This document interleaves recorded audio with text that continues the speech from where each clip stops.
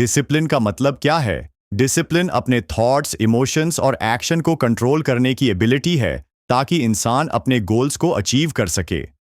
ज्यादातर लोग डिसिप्लिन का गलत मतलब निकालते हैं कि इंसान को हर वक्त रुखा और स्ट्रिक्ट होना चाहिए, लेकिन आप डिसिप्लिन्ड होने के साथ साथ अपनी लाइफ भी एंजॉय कर सकते हैं। अगर आप अपना डिसिप्लिन इंप्रूव करना चाहते हैं तो पहले अपने इमोशंस को कंट्रोल करना सीखिए। आपको वो करना चाहिए जो करने की जरूरत है, चाहे उस काम को करने के लिए आपका मोटिवेशन या इच्छा कुछ भी हो। साथ ही आपको डिस्ट्रैक्शंस को दूर करना, अपने काम को प्रायोरिटी देना और क्लियर बाउंड्रीज सेट करना भी सीखना होगा। ये समरी आपको प्रोडक्टिव हैबिट्स डेवलप करना, कमिटेड रहना और डेली ज्यादा से ज्यादा अचीव करने के लिए खुद को पुश करना सिखाएगी। साथ ही आप नए टाइम मैनेजमेंट स्किल्स भी सीखेंगे जो आपको और भी फ्लेक्सिबल और फोकस्ड बनाएंगी। तो क्या आप अपने सारे सपने पूरे करना चाहते हैं? Attack the dawn. क्या आप सुबह जल्दी उठते हैं? ज्यादातर लोग सुबह जल्दी उठना पसंद नहीं करते क्योंकि उन्हें अच्छा नहीं लगता है। रोज सुबह 5 बजे कौन अपने बिस्तर से निकलना चाहेगा? लेकिन डिसिप्लिन्ड लोग निकलते हैं, इसलिए नहीं कि उन्हें ऐसा करना पसंद है, बल्कि इसलिए क्योंकि उनके पास ऐसा करने के स्ट्रॉन्ग कारण है। तो सुबह जल्दी क्यों उठना चाहिए? इसलिए क्योंकि जब पूरी दुनिया सो रही हो तो ऐसे में काम करना आपको ज्यादा पावरफुल बनता है। आप जो चाहे वो कर सकते हैं। इस समय कोई आपको डिस्टर्ब नहीं कर सकता है, तो आप ज्यादा एनर्जेटिक और फोकस्ड होते हैं। सुबह के वक्त आपका ब्रेन एकदम फ्रेश और क्रिएटिव कामों के लिए तैयार होता है, इसलिए आप अपने सारे क्रिएटिव काम इस समय कर सकते हैं, जैसे राइटिंग, लर्निंग या अपने बिजनेस पर काम करना। अगर आपको लेट उठने की आदत है तो शायद आपके पास इतना टाइम नहीं होता होगा कि आप अपने ड्रीम्स पर काम कर सकें।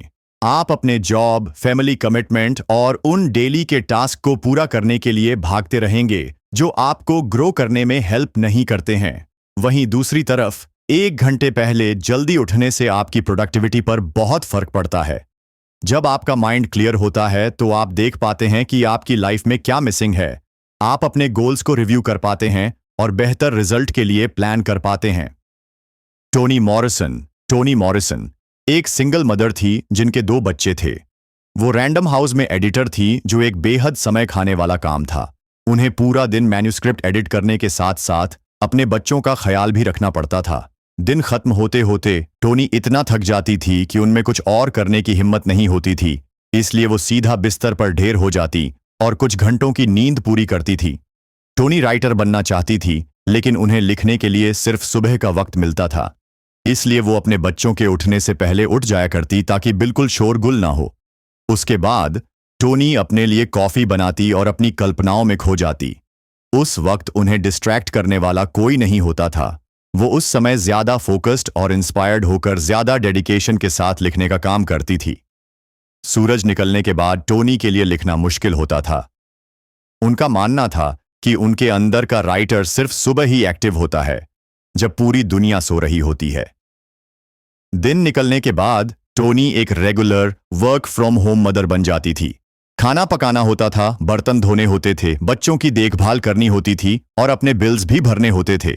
एक ब्लैक औरत होने के कारण टोनी को डिवोर्स के बाद अपने बच्चों को पालने के लिए बहुत संघर्ष करना पड़ा। व्हाइट और प्रिविलेज्ड मर्दों के साथ काम करना आसान नहीं था। टोनी इस बात को बखूबी समझती थी कि वो अब बच्ची नहीं है। उन्हें जल्दी से एक बड़े की तरह अपने बच्चों की जिम्मेदारी उठानी होगी। यहां तक कि बेहद थके होने पर भी टोनी रोज सुबह जल्दी उठ जाती। उन्होंने राइटिंग को अपना सब कुछ दे दिया और 1970 में उनका पहला नॉवल पब्लिश हुआ, द ब्लूएस्ट आई। टोनी ने कई नॉवल, बच्चों की बुक्स, प्ले और शॉर्ट स्टोरीज लिखी हैं। उन्होंने national book award, Nobel prize और प्रेसिडेंशियल मेडल भी जीता है। अगर टोनी सुबह जल्दी उठकर लिखने के लिए इंस्पायर नहीं होती तो वो शायद कभी भी अपनी सभी जिम्मेदारियों के बीच बैलेंस नहीं बैठा पाती। तो अगली बार जब आपको आलस आए तो एक बार अपने सपनों को याद कर लीजिएगा। क्या उन्हें पूरा करने के लिए आप मेहनत नहीं करेंगे? क्या आप अपना फ्यूचर ब्राइट नहीं बनाना चाहते हैं? साथ ही उन लोगों के बारे में सोचिए जो आपसे पहले उठकर आपसे आगे निकल रहे हैं। क्या आप उन्हें जीतने देंगे या फिर उठेंगे और लड़ेंगे? आपके पूर्वज भी सुबह जल्दी उठकर खेतीबाड़ी किया करते थे, शिकार पर जाते थे और चीजें बनाया करते थे। बेशक वो सिंपल लाइफ जीते थे, पर अपनी जिम्मेदारियों को बखूबी समझते थे। आप और ज्यादा अचीव कर सकते हैं, और सुबह जल्दी उठना वो आदत है जो आपको वहां तक लेकर जाएगी। वो नेक्स्ट हैबिट जो आपके डिसिप्लिन को बढ़ाएगी वो है खुद को डेली कोई ना कोई काम करने के फोर्स करना, चाहे आपको कैसा भी फील हो रहा हो। आपको डेली काम पूरा करना चाहिए, तब भी जब आपको कुछ करने का मन ना हो। अगर आप अपने वेट कम करना चाहते हैं तो 1 मील चलिए। अगर आप वायोलिन बजाना सीखना चाहते हैं तो डेली 10 मिनट प्रैक्टिस कीजिए। अगर आप कोई बुक लिखना चाहते हैं तो डेली कुछ पेज जरूर लिखिए। अगर आप एक बेहतर जॉब की तलाश में हैं तो नए क्लाइंट्स बनाइए। आप क्या करते हैं या कितना करते हैं ये मैटर नहीं करता। आप अपने एक्शन के नतीजे को कंट्रोल नहीं कर सकते, लेकिन आप अपने एक्शन को जरूर कंट्रोल कर सकते हैं। हर रोज एक ऐसा काम कीजिए जो आपको आपके सपनों के करीब ले जाए। अगर आप कंसिस्टेंट रहते हैं तो आप अपने कॉम्पिटिटर्स से 90% आगे निकल सकते हैं। ज्यादातर लोगों में स्किल की कमी होती है या वो कंसिस्टेंट रहने में पीछे रह जाते हैं। वो कुछ लिखने, पढ़ने या काम करने के लिए मोटिवेशन मिलने का इंतजार करते रहते हैं। वो वर्कआउट करने या हेल्दी फूड खाने के लिए बीमार होने का इंतजार करते हैं। यहां तक कि जब आपके पास हार मानने का कोई स्ट्रॉन्ग कारण हो तो भी हार मत मानिए। आप चाहे अपने सपने पूरे करने के लिए सुबह जल्दी ना उठना चाहें तो भी उठिए। यहां तक कि अगर आपको लगता है कि आप में वो स्किल्स नहीं हैं जो आपको सक्सेस दिला सकती हैं तो भी कोशिश करते रहिए। थॉमस एडिसन एक जाने माने जीनियस थे। अपने बेमिसाल इन्वेंशन के बावजूद उन्हें लगता था उन्हें सक्सेस उनके एक्स्ट्रा ऑर्डिनरी टैलेंट की वजह से नहीं मिली थी। वो बाकियों से ज्यादा इंटेलिजेंट नहीं थे, उनकी इमेजिनेशन इतनी भी कमाल की नहीं थी, और उन्होंने कभी भी अपने इन्वेंशन के बारे में सोचा तक नहीं था। एडिसन मानते थे कि उनकी सक्सेस का सीक्रेट था लगातार अपने काम में लगे रहना। वो अपना काम स्टार्ट करने के लिए किसी इंस्पिरेशन का इंतजार नहीं करते थे। वो तब भी काम करते रहते थे जब उनके पास करने के लिए कुछ नहीं होता था। एडिसन मानते थे कि अगर उनके लय में कोई ग्रेट आइडिया आता है तो उसे पकड़ने के लिए उन्हें वहां मौजूद रहना चाहिए। अगर वो वहां नहीं होंगे तो कोई और बाजी मार ले जाएगा। एडिसन मानते थे कि टैलेंट या जीनियस हमारी लाइफ में हमेशा प्रेजेंट होता है। डेली हार्ड वर्क करके और इमोशंस को कंट्रोल करके हम अपने ऑर्डिनरी काम को भी ग्रेटनेस अचीव करने का मौका बना सकते हैं।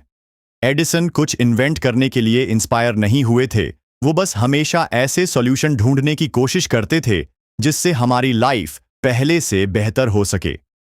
लू गेहरिग इसका एक और ग्रेट एग्जाम्पल है। गेहरिग अमेरिकन प्रोफेशनल बेसबॉल प्लेयर थे जो यांकीज के लिए खेलते थे और अपने डिसिप्लिन के लिए खास जाने जाते थे। वो शायद ही कभी कोई प्रैक्टिस मिस करते थे, यहां तक कि चोट लगने या थकान होने के बावजूद भी वो बड़ी मेहनत से अपने स्किल्स को इंप्रूव करने की कोशिश किया करते। गेहरिग अपने इमोशंस पर भी कंट्रोल रखते थे। वो अपने डाउट्स और बोरियत को दूर कर लेते थे। कभी अगर उनका बसेबाल खेलने का मन नहीं होता था तो भी वो खेलते थे। गेहरिग को एक बार अपन पोजीशन बनाए रखने के लिए स्ट्रगल करना पड़ रहा था, और तब उन्होंने यांकीज को छोड़ने के बारे में सोचा। उनके स्काउट ने उन्हें रुकने के लिए मनाया और जाने नहीं दिया, और उन्हें समझाया कि एक नॉर्मल प्लेयर और एक ग्रेट प्लेयर के बीच क्या फर्क होता है। गेहरिग समझ गए थे कि उन्हें बस प्रैक्टिस करते रहना होगा। उन्होंने एक्सेप्ट कर लिया था कि वो अपने एक्शन के रिजल्ट को कंट्रोल नहीं कर सकते। हो सकता है कि वो खूब प्रैक्टिस करें और हफ्तों तक बॉल हिट भी ना कर पाए, तो भी कोई बात नहीं है। आप अपने काम में कितने अच्छे हैं, इस बात से ज्यादा फर्क नहीं पड़ता। हार्ड वर्क और कंसिस्टेंसी के सामने टैलेंट फीका पड़ जाता है। यहां तक कि अगर आप अनइंस्पायर्ड और डाउटफुल फील करें तो भी अपने दिल की मत सुनिए और डिस्ट्रैक्ट होने के बावजूद भी अपना काम करते रहिए। हमेशा याद रखिए कि कुछ करना कुछ ना करने से कहीं ज्यादा बेहतर होता है। चाहे आप दुनिया के सबसे इंटेलिजेंट इंसान ही क्यों ना हो, तो भी आप डिसिप्लिन के बिना जीत नहीं सकते। एक दिन प्रोडक्टिव और इंस्पायर्ड होने से आप अपने ड्रीम्स पूरे नहीं कर सकते। आपको धीरे धीरे और लगातार अपना मोमेंटम बनाना होगा। आप आज जो करेंगे उसका असर कल दिखेगा, इसलिए कंसिस्टेंट बने रहिए और अपने इमोशंस को अपने कंट्रोल में रखिए। सीक्वेस्ट डिस्कम्फर्ट मॉडर्न लाइफ ने सब कुछ आसान बना दिया है। आप एक क्लिक में ऑनलाइन पैसा रिसीव कर सकते हैं, गर्मा गर्म टेस्टी खाना ऑर्डर कर सकते हैं और शॉपिंग भी कर सकते हैं। आप अपने काउच पर लेटे लेटे पैसा भी कमा सकते हैं। और उसे ऑनलाइन खर्च भी कर सकते हैं। यानी आप घर से कदम निकाले बिना भी पूरी जिंदगी गुजार सकते हैं। इस कंफर्टेबल लाइफ की इंसान को लत लग जाती है। आजकल लोग हर रोज अपनी लाइफ को ज्यादा से ज्यादा आसान बनाना चाहते हैं। हम तुरंत सक्सेस पाना चाहते हैं क्योंकि हम मेहनत नहीं करना चाहते। हम स्मार्ट होम बनाने लगे हैं क्योंकि हम घर का काम नहीं करना चाहते। हम अपने शोर मचाने वाले बच्चों को हैंडल करने से बचने के लिए नैनी हायर कर लेते हैं। हम हर उस चीज को हटा देना चाहते हैं जिससे हमें डिस्कंफर्ट फील होता है। ये चॉइसेस भले ही हमारी लाइफ को इजी बना देते हैं, लेकिन हमारे सेल्फ डिसिप्लिन को बर्बाद भी कर देते हैं। अगर आप खुद को बहुत ज्यादा कंफर्ट देंगे, तो आप खुद ही फेल होने की तैयारी कर रहे हैं। लाइफ हमेशा आपको पक्ष में नहीं होगी। आपको नहीं पता कि फ्यूचर में क्या होने वाला है।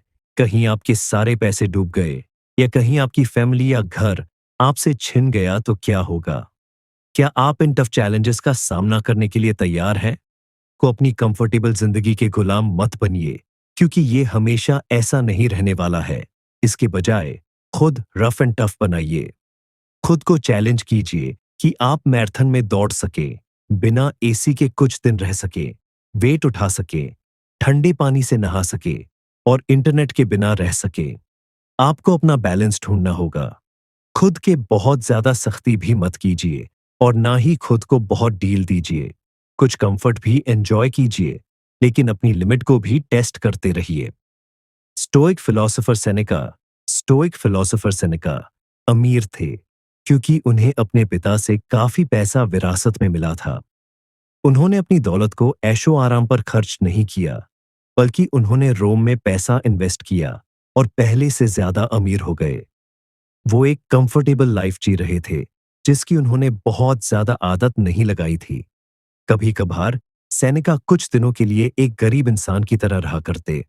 जब वो गरीब बनकर रहते, तो उस दौरान बहुत कम खाना खाते और एकदम मामूली और सस्ते कपड़े पहनते। वो जमीन पर सोते और सिर्फ ब्रेड और पानी पीकर गुजारा करते। आजकल कई लोग ऐसा करने लगे हैं। वो रोज सुबह ठंडे पानी से नहाकर डिस्कम्फर्ट यानी तकलीफ या परेशानी को फील करते हैं। ये संपन्न लोग जानबूझकर डिस्कम्फर्ट को एक्सपीरियंस करते हैं क्योंकि वो और ज्यादा प्रोडक्टिव बनना चाहते हैं और अपनी लिमिट को टेस्ट करना चाहते हैं। कई लोग तो सोशल मीडिया पर इसका दिखावा करने के लिए ऐसा करते हैं, लेकिन सेनेका सबसे अलग थे। इसका पहला कारण यह है कि उन्होंने दर्द को इसलिए बर्दाश्त किया क्योंकि वो लाइफ के गंभीर या निर्दयी हिस्से को एक्सपीरियंस करना चाहते थे। वो 3 दिनों की इस तकलीफ को एक परीक्षा मानते थे, जिसमें वो हर हाल में जीतना चाहते थे। दूसरा, सेनेका गरीब लोगों की जिंदगी खुद एक्सपीरियंस करना चाहते थे और उनके संघर्ष को समझना चाहते हैं। इससे उनके मन में अपनी दौलत को खोने का डर जाता रहा। जहां एक तरफ उनके ज्यादातर अमीर दोस्त बिना पैसों के जीने की कल्पना भी नहीं कर सकते थे, वहीं दूसरी तरफ सेनेका अपनी पूरी जिंदगी सिर्फ ब्रेड और पानी पर गुजारने से भी नहीं घबराते थे। सेनेका रोमन सम्राट नीरो के सेनेका स्टोइक इंस्ट्रक्टर थे। जब नेरो कुछ सनकी होने लगे, तो सेनेका उन्हें छोड़कर जाना चाहते थे। वो अपनी आजादी के बदले सारी धन दौलत छोड़ने को भी तैयार थे। नेरो समझ नहीं पा रहे थे कि भला कोई अपने बेशुमार धन दौलत को कैसे छोड़ सकता है। इसलिए नीरो ने डिसाइड किया कि वो सेनेका को जाने से रोकने के लिए जहर देकर मार डालेंगे। अब क्योंकि वो सिर्फ बेरीज और पानी पर गुजारा करते थे, तो उनके शरीर पर जहर भी बेअसर हो गया। इस तरह सेनेका की अनकंफर्टेबल लाइफ चॉइस ने उन्हें बचा लिया। आपकी लाइफ चॉइसेस क्या है? अगर लाइफ में कभी मुश्किल दौर आया, तो क्या वो आपको बचा पाएंगे? जो इंसान लाइफ में जीत जाता है, वो किसी भी हालात का सामना करने के लिए तैयार हो जाता है। वो लाइफ में किसी भी मुसीबत का सामना कर सकता है। आप भी अपनी लाइफ को थोड़ा अनकंफर्टेबल बनाकर किसी भी तरह के हालात से लड़ने के लिए खुद को तैयार कर सकते हैं। Keep the main thing success achieve करने के लिए बाउंड्री सेट करना भी बहुत इंपॉर्टेंट है, लेकिन इसे अक्सर कम आंका जाता है। अगर आपने डिस्ट्रैक्शंस को हटाना नहीं सीखा, तो आप औरों से पीछे रह जाएंगे। सक्सेसफुल लोग सिर्फ एक चीज पर फोकस करने के लिए डेली अपना टाइम ब्लॉक कर देते हैं। फिर जब उनके पास फ्री टाइम होता है, तो वो पार्टीज, टीवी और फोन कॉल्स अटेंड करना जैसी एक्टिविटीज को पूरा करते हैं। हर चीज को हाँ बोलने का मतलब है आपके अंदर क्लैरिटी और पर्पस की कमी है। आप खुद से ये सवाल पूछकर अपना पर्पस ढूंढ सकते हो। मेरी प्रायोरिटीज क्या है? मैं अपने करियर, फैमिली और कम्युनिटी के लिए और क्या कर सकता हूं? फिलहाल मुझे क्या करना चाहिए? एक चीज को डिसाइड कीजिए और बाकी सबको ना बोलिए। हर बात के लिए अक्सर हाँ बोलकर आप अपने प्रोफेशनल लाइफ को नुकसान पहुंचाते हैं। साथ ही आप अपना सुकून और खुशी भी खो देते हैं। जब आप लोगों से डिस्ट्रैक्ट होते हैं, तब आप खुद का नुकसान करते हैं, क्योंकि उस समय को आप रिलैक्स करने, रिलैक्सिंग बात लेने या कोई बुक पढ़ने के लिए यूज कर सकते थे। साथ ही आपकी फैमिली भी हर्ट होती है, क्योंकि जो टाइम आपने दूसरों को दिया, उस टाइम का इस्तेमाल आप अपने बच्चों के साथ खेलने या अपने घर की साफ सफाई करने या फिर अपने पार्टनर के साथ रोमांटिक पल गुजारने में बिता सकते थे। दूसरों पर डिस्ट्रैक्ट होने का इल्जाम मत लगाइए, बल्कि दूसरों को अपना टाइम देने के लिए खुद पर इल्जाम लगाइए। ना कहना सीखना जरूरी है, क्योंकि इसका मतलब होगा कि आप अपनी फैमिली, करियर और फ्यूचर ग्रोथ की चिंता करते हैं और उसे बचाने की कोशिश कर रहे हैं। ये आपकी जिम्मेदारी है। Booker T Washington Tuskegee institute के फाउंडर थे। अपनी कंपनी की विजिबिलिटी और पहुंच बढ़ाने के लिए वो अक्सर ट्रैवल किया करते थे। साथ ही वो डोनर्स से बात करते, लेक्चर देते और फंड रेजिंग इवेंट्स भी मैनेज करते थे। इसके अलावा उन्होंने 5 बुक्स भी लिखी हैं। इतना सब कुछ करना इम्पॉसिबल सा लगता है, पर जब आप बाउंड्री सेट करने में माहिर हो जाते हैं, तो आपके पास अपने लिए टाइम ही टाइम होता है, जिसे आप अपनी मर्जी से मैनेज कर सकते हैं। कुछ घटिया किस्म के लोग पीठ पीछे बुकर की बुराई करते थे। वो उन्हें सेल्फिश बुलाते थे, क्योंकि वो उन्हें अपना फोकस डिस्टर्ब नहीं करने देते थे। उनके पास एक ग्रेट मिशन था कि वो लोगों की जिंदगी बदलना चाहते थे, और इसके लिए उन्हें दूसरी चीजों को ना बोलना पड़ा। बुकर ने कभी इन क्रिटिक्स की बातों पर ध्यान नहीं दिया। उनके पास इतना टाइम ही नहीं था। उन्हें पता था कि उनकी लाइफ का पर्पस क्या है, और उस पर्पस को पूरा करने के लिए वो अपना सब कुछ दांव पर लगा सकते थे। बुकर का गोल था ज्यादा से ज्यादा ब्लैक मर्द और औरतों को एजुकेट करना। अगर वो खुद को डिस्ट्रैक्ट होने देते, तो वो किसी को कुछ वैल्यूएबल सिखाने का गोल्डन चांस खो देते। हाँ कहने की यही कीमत है। जब आप किसी चीज को हाँ कहते हो, तो आप अपना टाइम किसी और चीज के लिए छोड़ रहे होते हो। हो सकता है कि आप अपनी फैमिली के साथ टाइम बिताने, अपनी बुक का पहला चैप्टर लिखने या किसी को बेहतर जिंदगी जीने में मदद करने के लिए ना कह रहे हो। अगर आप अपनी प्रायोरिटीज के बारे में नहीं जानते होंगे, तो आप टाइम वेस्ट करने वाले लोगों का शिकार बन सकते हैं। नए ट्रेंड्स के पीछे भागना छोड़ दीजिए, डिनर पार्टीज अटेंड करना छोड़ दीजिए, या एक जॉब छोड़कर दूसरी जॉब पकड़ लेना जैसी आदत छोड़ दीजिए। अगर आप नई चीजें ट्राई करते रहेंगे, तो कभी किसी चीज में सक्सेसफुल नहीं हो पाएंगे। इसके अलावा जितना आप हैंडल कर सकते हैं, उतना ही काम कीजिए। अगर आप ना कहने से डरते हैं, तो इसकी प्रैक्टिस कीजिए और सीखिए कि ना कैसे बोला जाता है। ना कहने का मतलब ये नहीं है कि आप रूड बन रहे हैं। आप माफी मांग सकते हैं और हर उस चीज को रिजेक्ट कर सकते हैं जो आपकी लाइफ के विजन में फिट नहीं बैठता। अगर आप बहुत ज्यादा काम करेंगे, तो थक जाएंगे और अपना फोकस खो देंगे। आप अपने ड्रीम्स के बारे में भूलकर बेकार के कामों में उलझे रहेंगे। आप हर चीज के लिए कमिट नहीं कर सकते। मल्टीटास्किंग जैसी कोई चीज नहीं होती है। आप तभी जीत सकते हैं जब आप सही चीजों पर फोकस करेंगे। तो अगली बार किसी भी चीज के लिए हाँ बोलने से पहले खुद से पूछिए, इसे करने के बदले में मुझे क्या छोड़ना पड़ रहा है? इसका जवाब आपको याद दिलागे कि आपकी प्रायोरिटीज क्या है, और आपको अपने हाँ को बड़ी सी ना में बदलने के लिए मोटिवेट भी करेगा। पूर्णतावाद एक दोष है। पूर्णतावाद का मतलब क्या है? इसका मतलब है किसी काम को परफेक्टली करने का ऑब्सेशन, यानी जुनून होना। जब आप अपने हर काम के लिए हाई स्टैंडर्ड सेट कर लेते हैं, तो आप परफेक्शनिस्ट बन जाते हैं। परफेक्शनिज्म कभी कभी तो अच्छा होता है, पर ज्यादातर अनप्रोडक्टिव होता है। इसे आप नार्सिसिज्म भी बोल सकते हैं। जब आप मानते हैं कि आपका काम दूसरों के लिए वैल्यूएबल है तो यानी आप सेल्फ ऑब्सेस्ड बन गए हैं। इसमें आप सोचते हैं कि लोग बेसब्री से इंतजार कर रहे हैं कि आप आगे क्या बनाएंगे, इसलिए आप खुद को और ज्यादा काम में झोंक देते हैं ताकि आप सिर्फ बेस्ट क्वालिटी का काम दे सकें। यहां आप प्रोडक्टिव या डिसिप्लिन्ड नहीं हैं, बल्कि आप सेल्फ सेंटर्ड या सेल्फिश हो रहे हैं। इसलिए थोड़ा रियलिस्टिक बनिए। ज्यादातर लोगों को कोई फर्क नहीं पड़ता कि आप क्या कर रहे हैं, क्योंकि हर कोई अपनी लाइफ में बिजी है। जो लोग आपसे प्यार करते हैं वो आपके काम के क्वालिटी के बारे में नहीं सोचते हैं। नहीं, आप जो भी करेंगे उन्हें अच्छा ही लगेगा, चाहे वो कितना ही एवरेज क्यों ना हो। अगर आप सिर्फ परफेक्ट जॉब की तलाश में रहेंगे तो कई गोल्डन चांस आपके हाथ से निकल जाएंगे। आप सिर्फ एक ही काम में अटके रहेंगे, जबकि आप कितना कुछ अचीव कर सकते थे। कुछ लोग टाल मटोल करते रहते हैं और इसे परफेक्शनिज्म का नाम देते हैं, लेकिन ये टाल मटोल करने वाले तब तक कुछ नहीं करते जबकि उन्हें राइट मोटिवेशन या वर्किंग कंडीशन नहीं मिल जाता है। वो खुद को ही धोखा दे रहे होते हैं। डेली स्लो प्रोग्रेस करने के बजाय किसी परफेक्ट मौके की तलाश में रहते हैं और फेल हो जाते हैं। अगर आप किसी गोल को फॉलो करना शुरू कर रहे हो तो आप बीच में नहीं रुक सकते, क्योंकि चीजें अभी अधूरी या इम्परफेक्ट हैं। अगर आप ऐसा करेंगे तो आप एक डरपोक इंसान हैं। इसके बजाय मोटिवेशन की कमी होने के बावजूद भी आपको आगे बढ़ते रहना चाहिए। इस दुनिया में आपको अपना रोल निभाना है और ये रोल निभाने के लिए आपको स्ट्रांग होना पड़ेगा। अब जैसे मार्था ग्रेहम का ही एग्जाम्पल ले लीजिए, जो एक फेमस कोरियोग्राफर थी।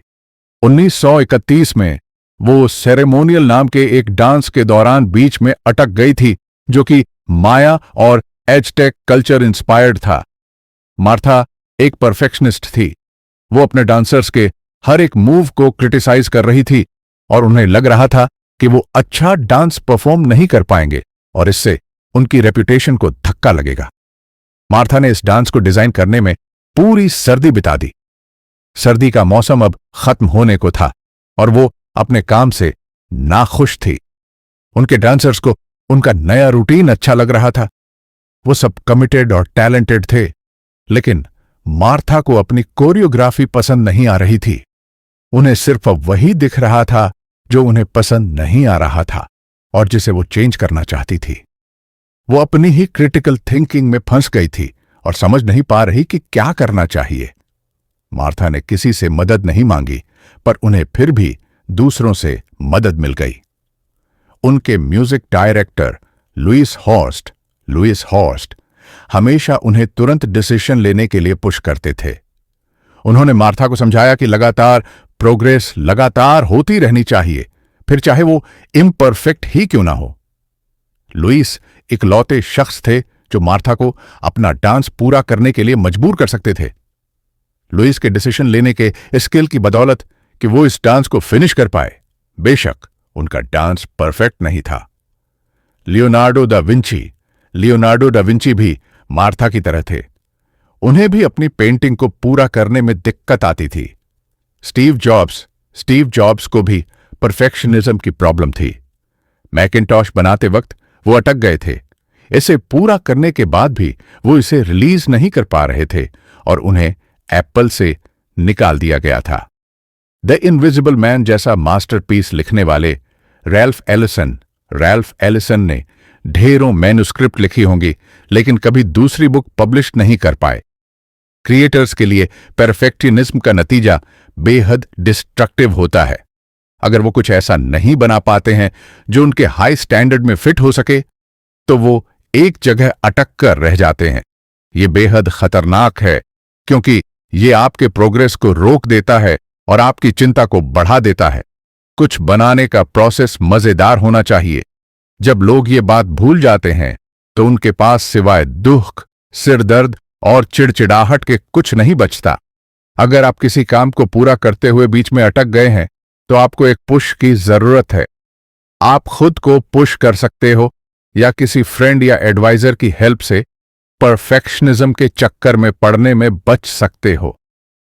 कुछ अमेजिंग क्रिएट करने के लिए इंस्पिरेशन या किसी मौके का इंतजार करने से बेहतर है कि आप अपने काम में लगिए और उसे पूरा कीजिए, क्योंकि जिस इंस्पिरेशन का आप इंतजार कर रहे हैं, अगर आपको वो मिली ही नहीं तो क्या आप हमेशा के लिए एक जगह अटके रहेंगे? Can you get backup? अगर आप डिसिप्लिन्ड हैं तो आप लाइफ में कभी फेल नहीं हो सकते। इसका मतलब ये नहीं है कि आप चैलेंजेस का सामना नहीं करेंगे, बल्कि इसका मतलब है कि हो सकता है कि आप कुछ स्टेप्स मिस कर दें, औरों से पीछे रह जाएं और कुछ लड़ाइयां हार जाएं। लेकिन इसके बावजूद आपका रिएक्शन इन एक्सपीरियंसेस के नतीजे को डिसाइड करेगा। अगर आपके इरादे पक्के हैं और आप दोबारा खड़े हो जाते हैं, तो आप इससे लेसन सीखेंगे और ग्रो और इम्प्रूव कर पाएंगे। लेकिन अगर आप हार मान लेते हैं और ऊपर उठने की कोशिश ही नहीं करते, तो आप एक लूजर बनकर रह जाएंगे। ना तो लाइफ परफेक्ट हो सकती है और ना कोई इंसान। आपसे गलतियां भी होंगी, लेकिन आपको उन गलतियों को एक्सेप्ट भी करना होगा। अगर आप एक परफेक्शनिस्ट हैं, तो आपको अपना हाई स्टैंडर्ड मैनेज करना पड़ेगा और अपनी कमियों को एक्सेप्ट करना होगा। अगर आप ऐसा नहीं करेंगे तो फेल होने के बाद आपके लिए दोबारा उठना मुश्किल हो जाएगा। अपना ईगो साइड में रखते हुए अपनी गलतियों से सीखिए। आपको अपनी लाइफ जीनी है, आप पर जिम्मेदारियां हैं और आपको अपना फ्यूचर बनाना है। आप यहाँ एक या अनेक गलतियों से हार मानने के लिए नहीं आए हैं। आप यहाँ आए हैं क्योंकि आपका एक मिशन है और आपको अपनी फीलिंग्स को अनदेखा करते हुए हर हाल में लड़ना है। प्रोफेशनल लोग कभी हार नहीं मानते। वो अपने काम में लगे रहते हैं क्योंकि वो जो कर रहे हैं वो करना उन्हें पसंद है। जब आप किसी चीज को लेकर पैशनेट होते हैं, तो फेल होने के बावजूद आप उस चीज को बीच में अधूरा नहीं छोड़ते हैं। आपकी कॉलिंग या मन की आवाज ही वो चीज है जिससे आपको खुशी मिल सकती है। तो क्या सिर्फ एक बार फेल होने की वजह से आप अपनी खुशी को गंवा देंगे? 1959 में professional boxer Floyd Patterson boxing के मैच में इंगेमार जोहानसन से हार गए थे। उन्होंने जीतने के लिए कड़ी मेहनत से ट्रेनिंग की थी, लेकिन फिर भी कुछ तो था जिसकी कमी रह गई थी। कुछ लोग कह रहे थे कि उनमें कमिटमेंट की कमी थी, जबकि कुछ लोगों का मानना था कि उनमें जीत की भूख ही नहीं रह गई थी। फ्लॉयड ने भी माना कि उनमें मोटिवेशन और पेशेंस की कमी थी। वो अपने स्किल्स को लेकर इतने कॉन्फिडेंट थे कि उनसे कुछ मूव्स मिस हो गए थे। रिंग के अंदर ये साफ हो गया था कि फ्लॉयड इस जीत के काबिल नहीं थे। उनका घमंड 7वें आसमान पर था और उनकी फाइटिंग स्पिरिट कमजोर थी। वो अपने ओपोनेंट से डरते नहीं थे, लेकिन हाँ, फ्लॉयड ने इंगेमार को खुद से कम समझने की भूल की थी और वही उनके हारने की वजह बनी। फ्लॉयड को जमीन पर 7 बार पटका गया था। 3rd राउंड में वो इस चैंपियनशिप को हार चुके थे।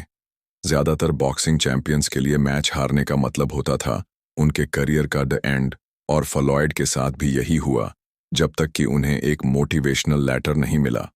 ये लेटर आर्ची मूर की तरफ से था, जो एक बॉक्सर था जिसे फ्लॉयड ने एक बार हराया था।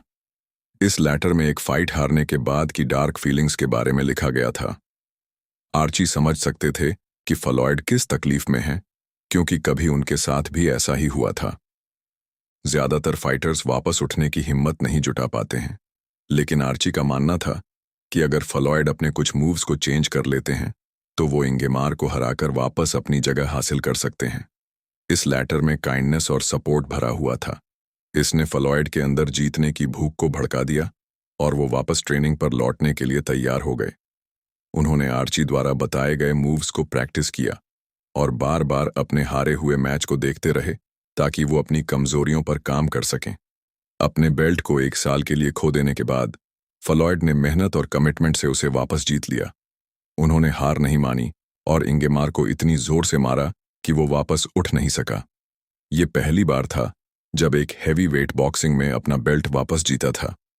अगर आप फ्लॉयड की जगह होते तो क्या करते? हार मान लेते या फिर से फाइट करते? ये सिर्फ आप पर डिपेंड करता है। पैसा एक खतरनाक साधन है। हम सब फाइनेंशियल फ्रीडम अचीव करने के लिए कड़ी मेहनत करते हैं। प्रॉब्लम तब आती है जब पैसों की तंगी की वजह से जिंदगी से खुशी चली जाती है। गरीब लोग अपने गोल्स अचीव करने के लिए दिन रात मेहनत करते हैं। वो अपना प्रेजेंट एंजॉय करना भूल जाते हैं होंगे, क्योंकि वो अपने लिए बेहतर फ्यूचर बनाना चाहते हैं। वहीं अमीर लोग शायद बगैर सोचे समझे पैसा खर्च कर देते हैं। वो अपने प्रेजेंट में जीते हैं और फ्यूचर के लिए सेव करना या इन्वेस्ट करना भूल जाते हैं। ये दोनों तरीका ही गलत है और इंसान को इनके बीच एक बैलेंस बनाना होगा। जब हमारे पास पैसा होता है तो हम इसे अपनी मर्जी से खर्च कर सकते हैं, बशर्ते कि इसका कारण सही या वाजिब होना चाहिए। जब हमारे पास पैसा नहीं होता है तो हम अपने फाइनेंस को इम्प्रूव करने के लिए कड़ी मेहनत कर सकते हैं, लेकिन डेली मज़ा भी कर सकते हैं।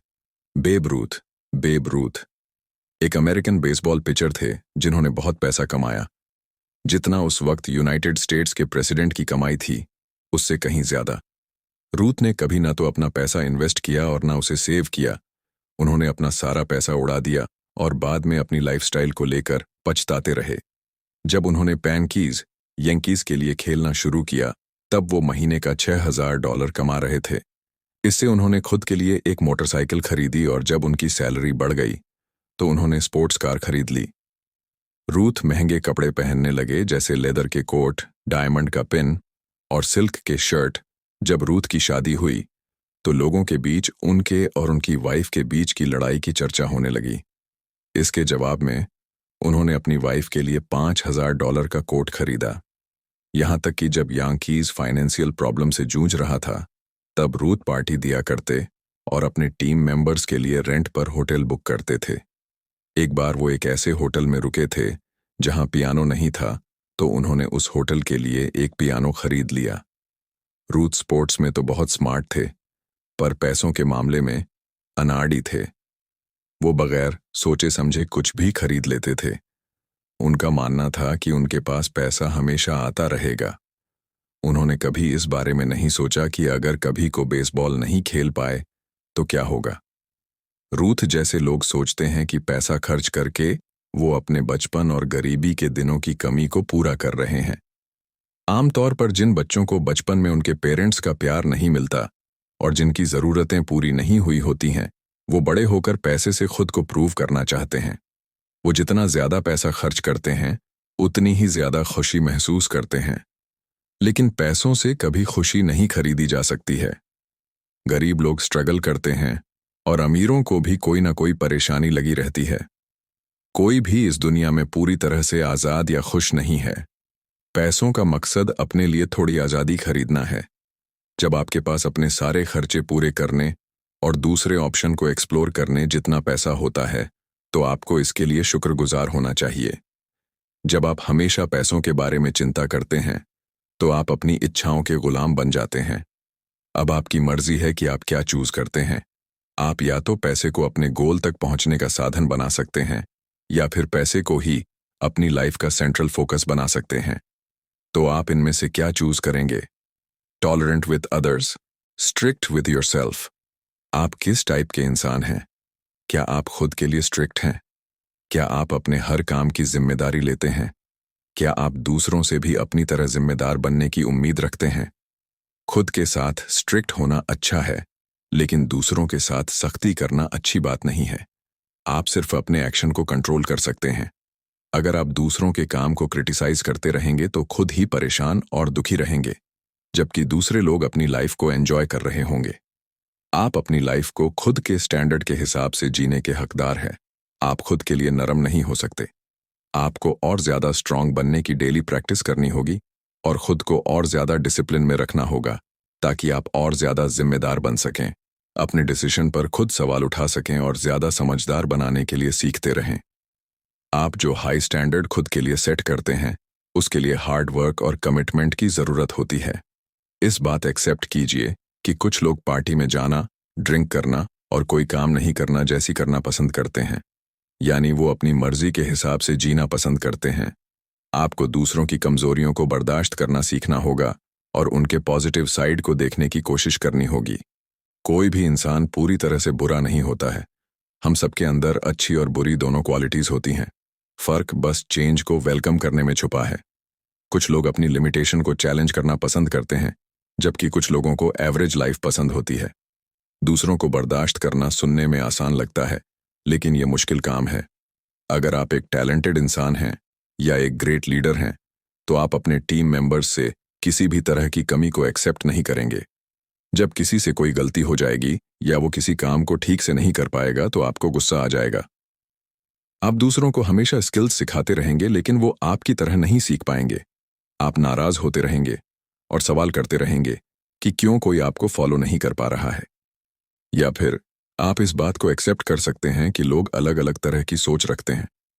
ये जरूरी नहीं कि सबके अंदर एक जैसा पैशन, टैलेंट या इंटेलिजेंस हो। 8 जो चीज़ आपने एक दिन में सीखी होगी, हो सकता है कि वही चीज़ दूसरों को सीखने में कई हफ्ते लग जाए। वेल्थ और सक्सेस का राज डिसिप्लिन में छुपा है। ऐसा नहीं है कि सक्सेसफुल लोग टैलेंटेड या लकी होते हैं। असल में उन्हें पता होता है कि खुद को कैसे कंट्रोल किया जाता है और ये लोग हर रोज समझदारी से डिसीजन कैसे लेना है। इस समरी ने आपको और भी डिसिप्लिन्ड बनाने के लिए कई मेन टूल्स सिखाए।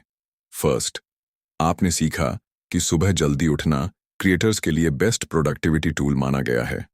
अगर आप एक बुक लिखना चाहते हैं लेकिन आपको दिन में टाइम नहीं मिलता है तो सुबह जल्दी उठने की आदत डालिए और सुबह के शांति और सुकून का पूरा फायदा उठाइए। सेकंड, आपने जाना कि चाहे आपको जैसा भी फील हो रहा हो लेकिन डेली एक्शन लेना एक सुपर पावर की तरह होता है। अपने इमोशंस कब खुद पर हावी मत होने दीजिए। डेली वो करते रहिए जो इम्पोर्टेंट है और रिजल्ट की परवाह मत कीजिए। बस एक्शन लीजिए और इम्प्रूव करते रहिए। थर्ड, आपने जाना कि आपको डिस्कम्फर्ट से डरना नहीं चाहिए क्योंकि कंफर्टेबल लाइफ एक जाल की तरह होता है। लाइफ के बारे में कुछ कहा नहीं जा सकता है और आपको रोज किसी ना किसी चैलेंज का सामना करना होगा। ऐसे में अगर आप अपने कंफर्ट जोन से बाहर निकलेंगे तो ही आप चैलेंजेस का सामना करने की हिम्मत जुटा पाएंगे। फोर्थ, आपने जाना कि आपको डिसाइड करना होगा कि आपकी प्रायोरिटी क्या है और डिस्ट्रैक्शंस से बचना होगा। अगर आपको ना कहने की आदत नहीं है तो आपको ये सीखना होगा। पोलाइट बने रहिए और हर उस चीज को रिजेक्ट कर दीजिए जो आपको पर्सनली या प्रोफेशनली ग्रो करने में हेल्प नहीं करती है। फिफ्थ, आपने जाना कि पैरालिसिस और कायर होने का बढ़िया डिस्क्रिप्शन है परफेक्शनिज्म। परफेक्शनिस्ट लोग अपने हाई स्टैंडर्ड्स के चक्कर में फंस जाते हैं। वो तब तक अपना काम शेयर करने की हिम्मत नहीं कर पाते हैं जब तक वो कुछ परफेक्ट नहीं बना लेते हैं। इसलिए परफेक्शनिस्ट बनने की कोशिश मत कीजिए, बल्कि ऐसा इंसान बनिए जो अपने सारे टास्क टाइम पर पूरे करता है। सिक्स्थ, आपने जाना कि फेलियर हमारी लाइफ का नेचुरल पार्ट है, लेकिन फेल होने के बाद दोबारा उठने में ही असली जीत है। हमें फेलियर से लेसन सीखना चाहिए और अपनी गलतियों से सबक लेकर आगे बढ़ना चाहिए। फाइनली, आपने जाना कि अगर पैसा हमारी लाइफ को कंट्रोल करने लग जाए तो ये बेहद खतरनाक चीज हो सकती है। हमें अपने खर्चे, सेविंग और इन्वेस्टमेंट्स के बीच बैलेंस बनाकर रखना होगा। एक बार जब आप सेल्फ डिसिप्लिन का ये सीक्रेट समझ जाएंगे और इसमें माहिर हो जाएंगे तो फिर आपको और भी स्ट्रांग और सक्सेसफुल होने से कोई नहीं रोक पाएगा। हमेशा हम्बल बने रहिए, चाहे आप कितने भी अमीर या फेमस क्यों ना हो जाएं। सेल्फ डिसिप्लिन हमारी बॉडी, माइंड और आत्मा को और भी स्ट्रांग और फ्लेक्सिबल बनाता है। हमें अपने हाई स्टैंडर्ड्स के हिसाब से जीना चाहिए, लेकिन इसका मतलब ये नहीं है कि इंसान को हमेशा परफेक्ट होना चाहिए। लेकिन हाँ, आपको हमेशा सीखते रहना चाहिए और इम्प्रूव करते रहना चाहिए। इंसान जितना ज्यादा डिसिप्लिन में रहता है उतना ही ज्यादा दूसरों को जज करने लगता है। लेकिन याद रखिए कि आप दूसरों को कंट्रोल नहीं कर सकते, आप सिर्फ अपना बिहेवियर कंट्रोल कर सकते हैं। इसलिए दूसरों को सहने की आदत डालिए और खुद के साथ स्ट्रिक्ट बनिए। अगर आप डेली लाइफ में सेल्फ डिसिप्लिन प्रैक्टिस करेंगे तो लाइफ में बड़ी से बड़ी चीज अचीव कर पाएंगे।